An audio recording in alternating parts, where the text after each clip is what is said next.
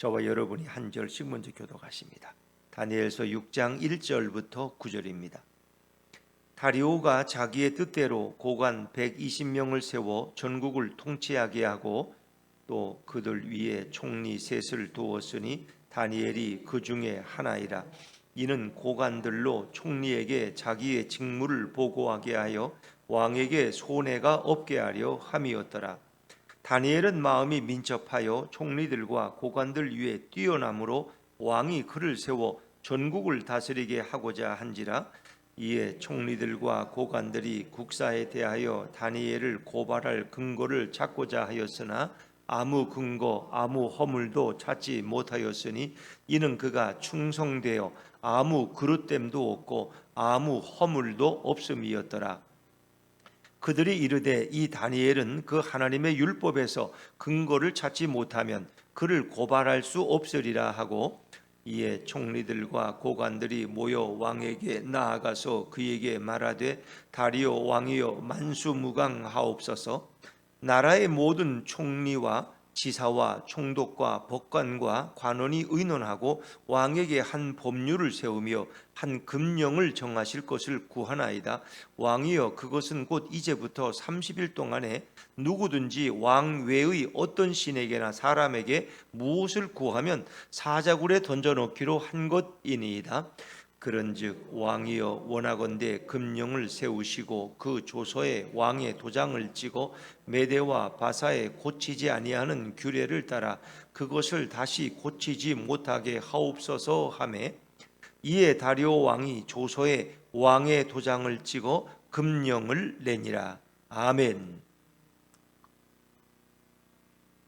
할렐루야. 네, 이번 한 주간도 우리 예수님과 동행하는 승리의 한 주간 되시기를 주의 이름으로 축원합니다. 자, 우리 이제 다니엘서 6장으로 넘어왔습니다. 5장에서는 벨사살 왕이 이렇게 하나님 앞에 우상 숭배하고 또 그가 예루살렘 성전에서 가져온 그 은기명을 갖다가 술 먹는 데 사용했고, 이 모든 그의 교만을 하나님은 심판하십니다. 그래서 그에게 먼저 경고하시는데 벽에 사람의 손가락이 나타나서 메네메네 데겔 우바르신하고 이렇게 쓰죠. 그 주연 자석은 흑빛으로 변하고 모두가 두려워 떨게 됩니다.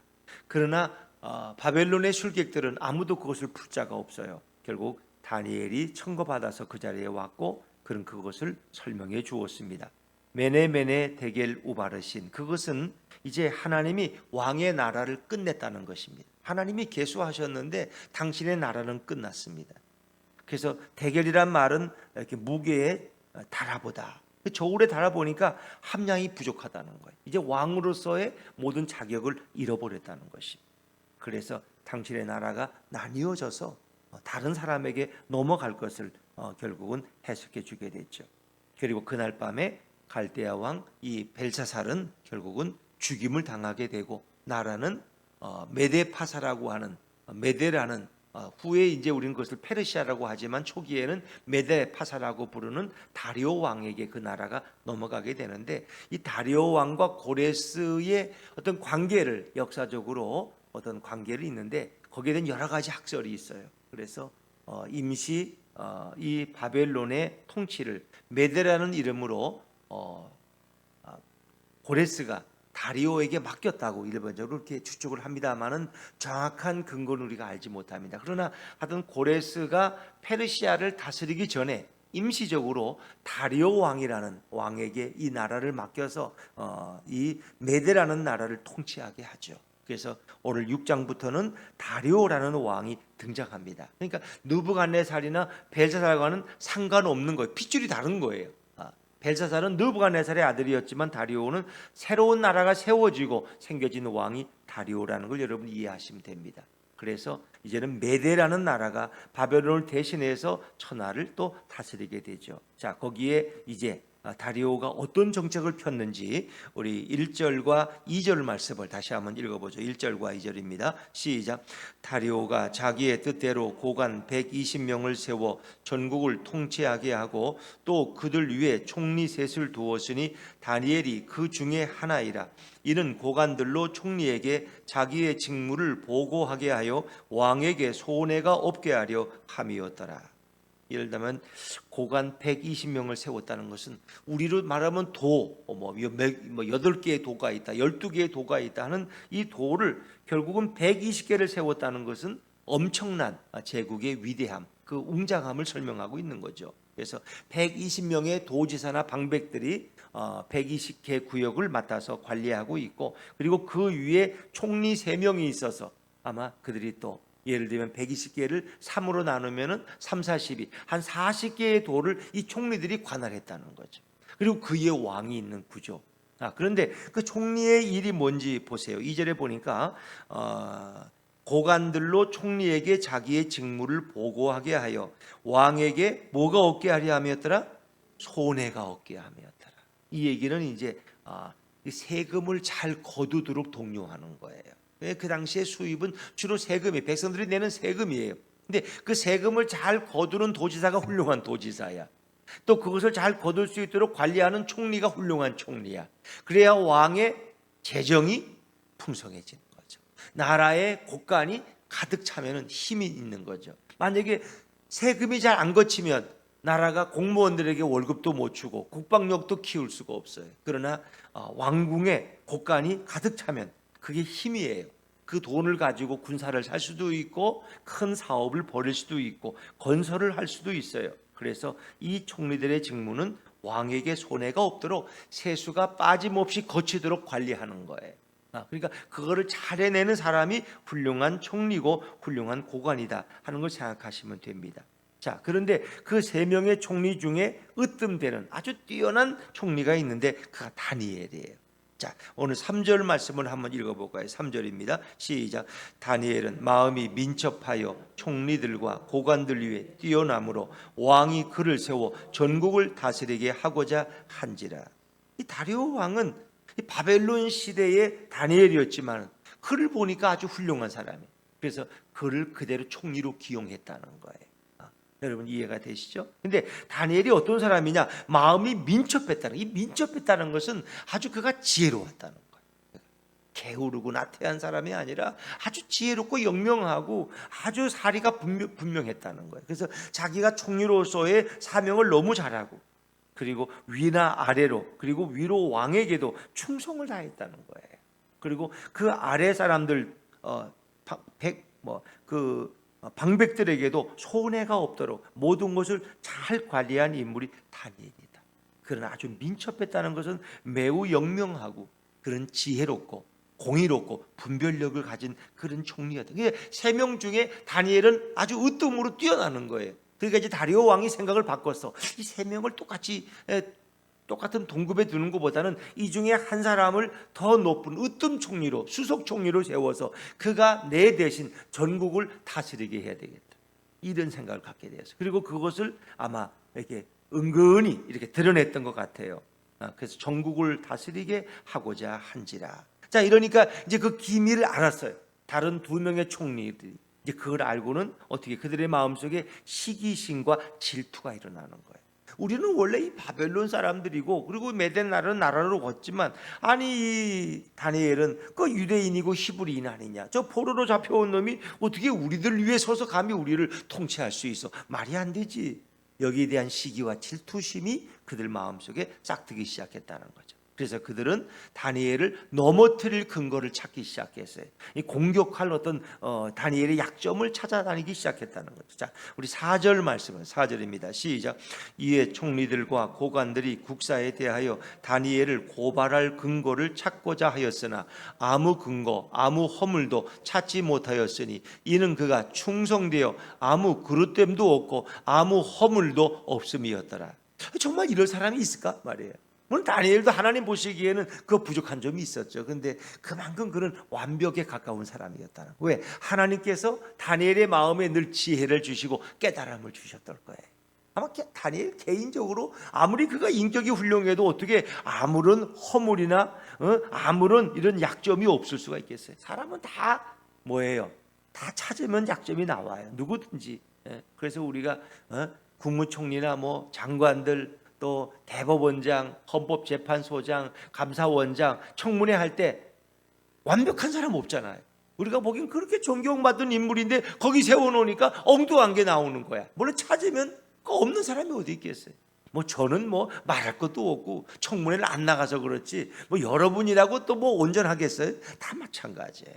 그런데 이들이 아무리 정보기관을 동원해서 다니엘의 모든 것을 살펴봐도 도대체 그릇됨도 없고 허물도 없다는 거예요. 이건 하나님이 함께 하셨다.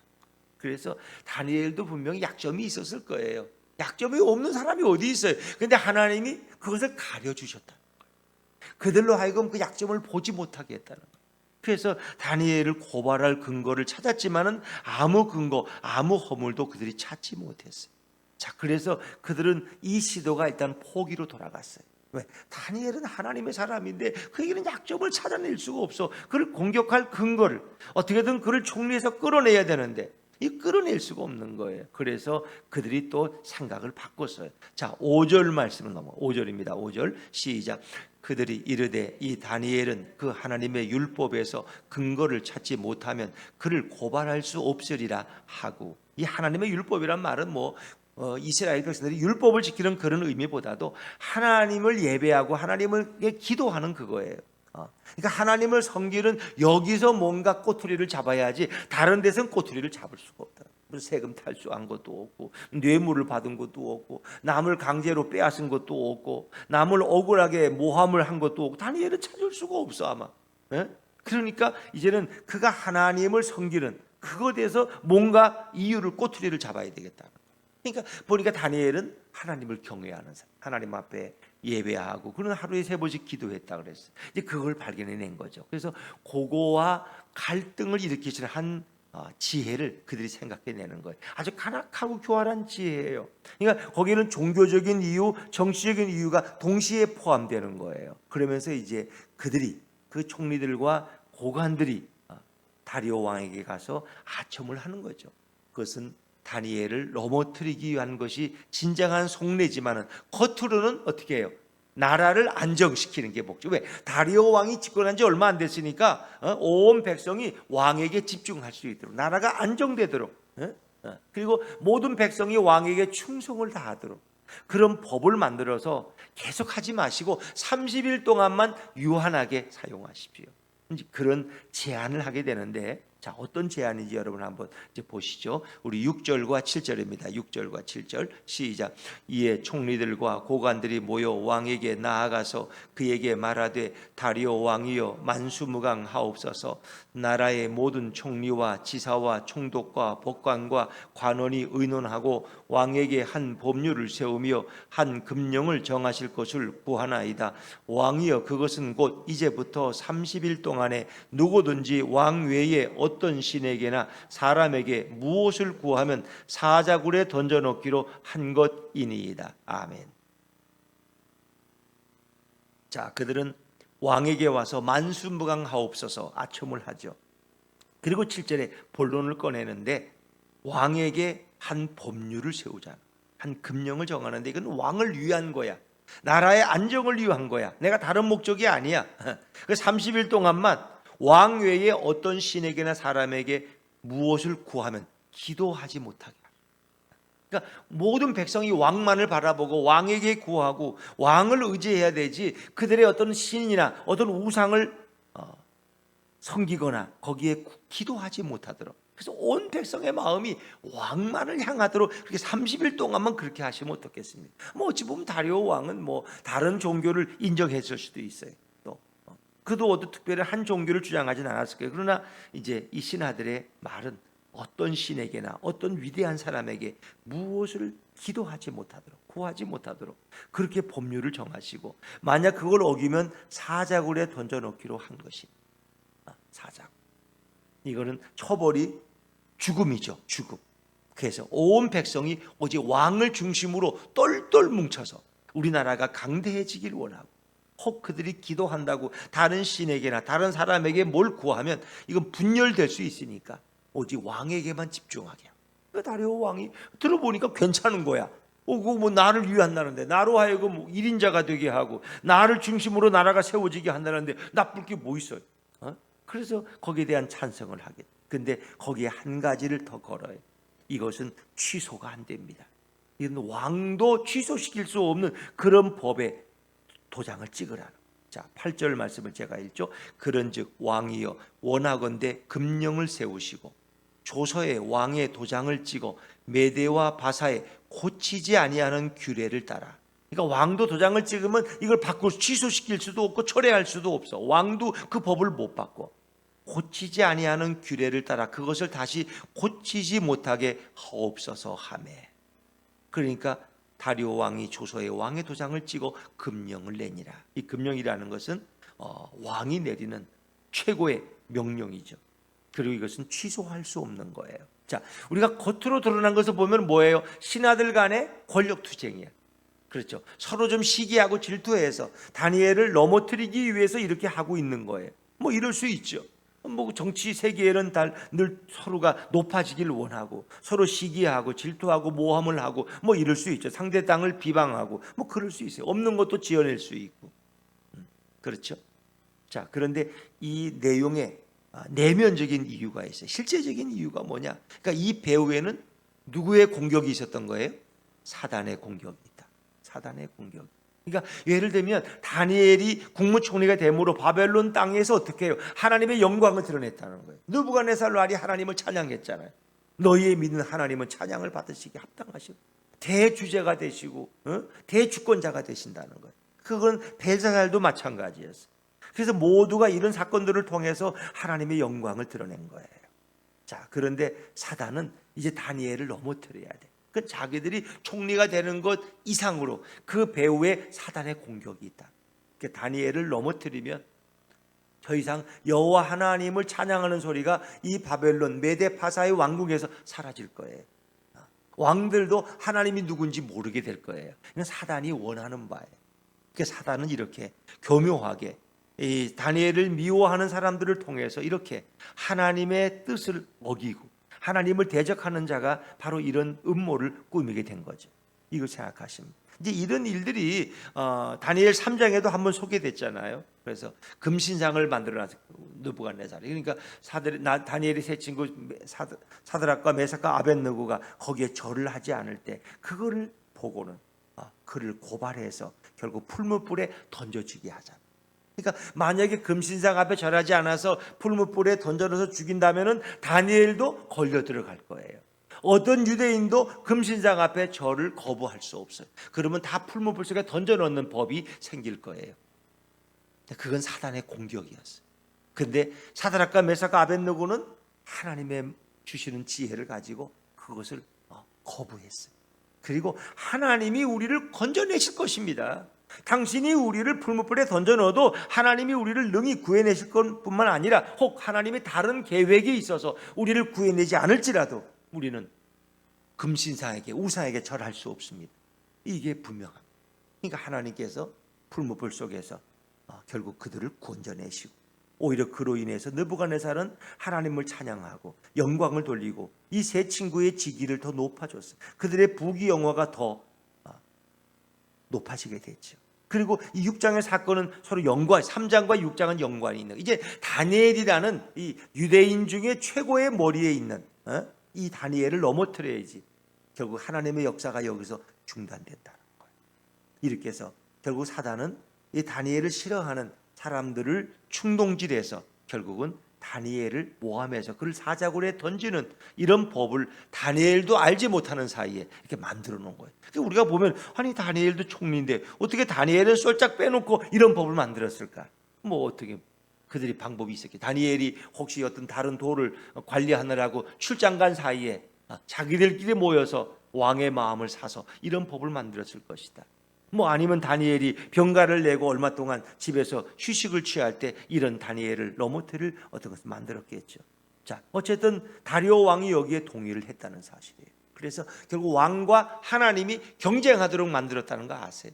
다리오 왕도 아니 다니엘이 믿는 하나님이 대단한 걸 아는데 아니 내가 하나님보다 더 높아져?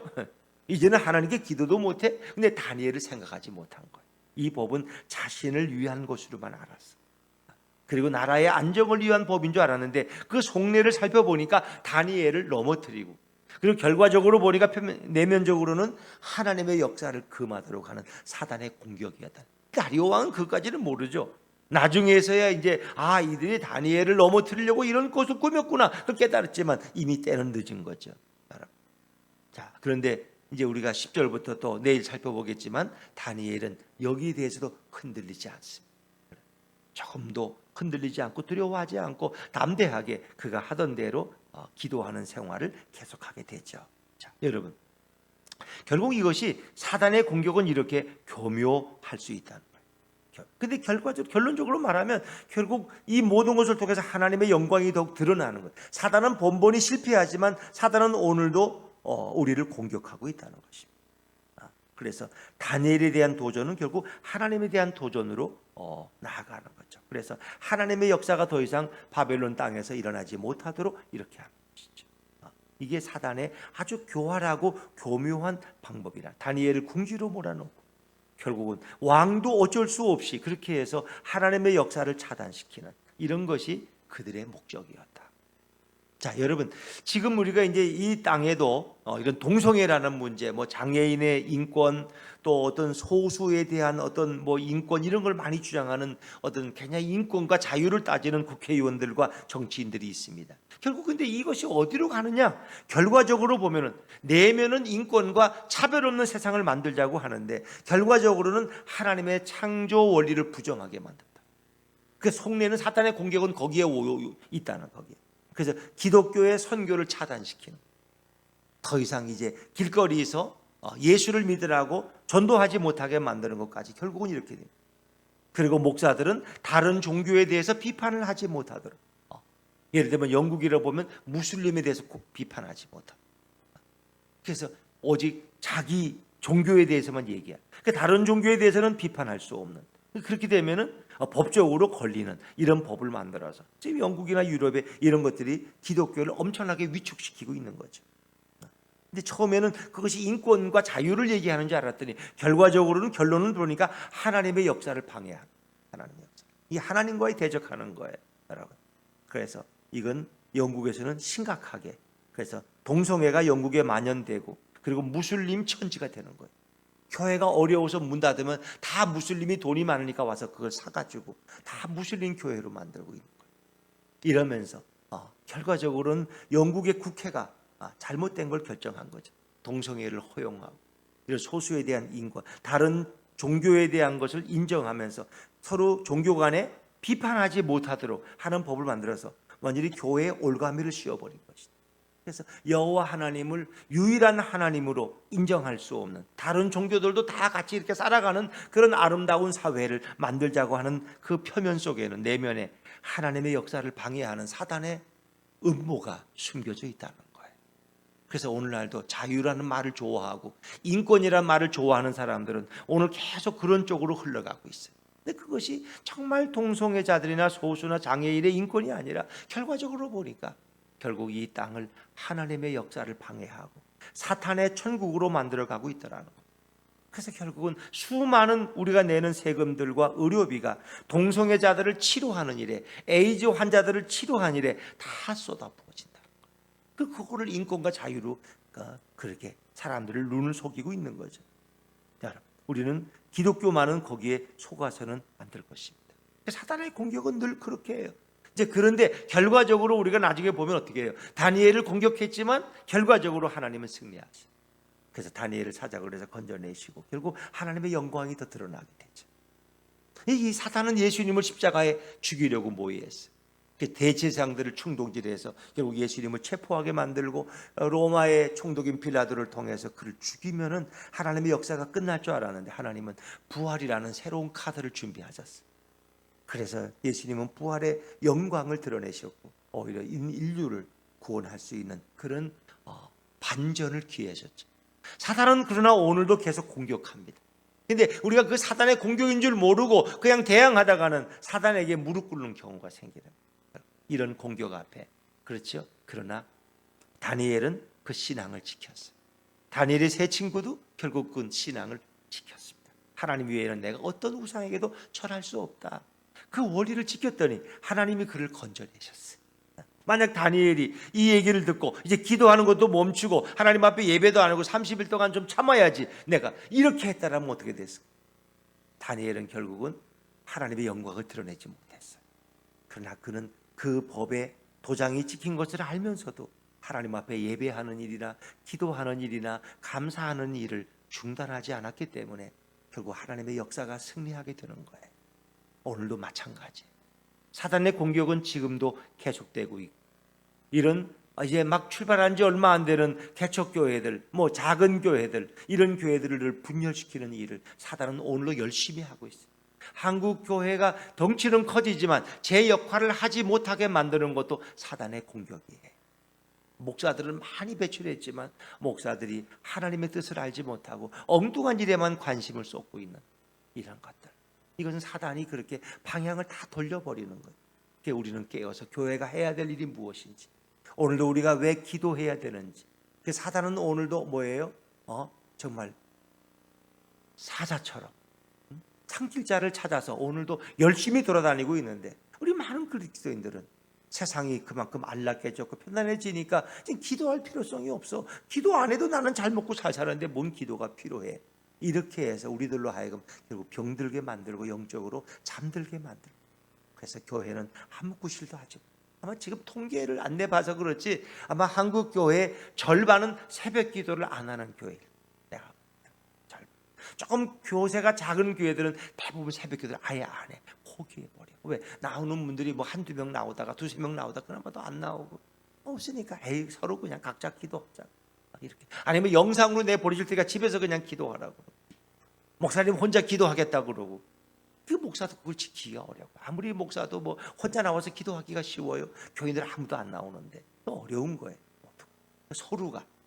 저의 신앙도 여러분이 새벽 기도에 나옴으로써 저의 신앙도 지켜갈 수 있는 것이고, 또 여러분도 마찬가지. 여러분도 새벽 기도에 나옴으로써 이 재단을 지켜갈 수 있고 여러분도 깨어 있을 수 있는 거예요.